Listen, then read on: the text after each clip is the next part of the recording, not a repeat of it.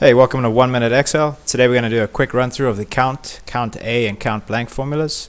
The count formula will give you the count of numeric values in a given range. The CountA will give you the count of anything that's not blank, whether numeric or non-numeric.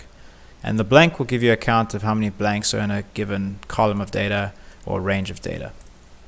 In this case, let's look at the example here. We're going to look at firstly students, then scores and symbols, and I've gone in and I've removed a couple just to kind of test some points out here.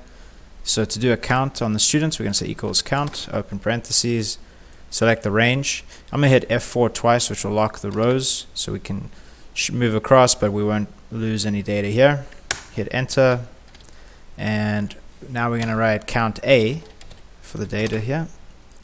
Same thing, lock the rows twice and close parentheses and enter. And then for CountBlank, just type it out, CountBlank, open parentheses, select the range, hit F4 twice to lock the rows, close parentheses and enter. So what is it telling us? For students, there's no numeric data.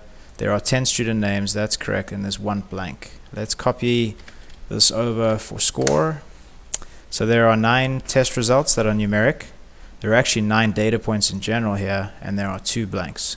And then if we copy it over for symbol, we can see that there are 4 blanks. Yes, there are 7 data points here, and there are no numeric values.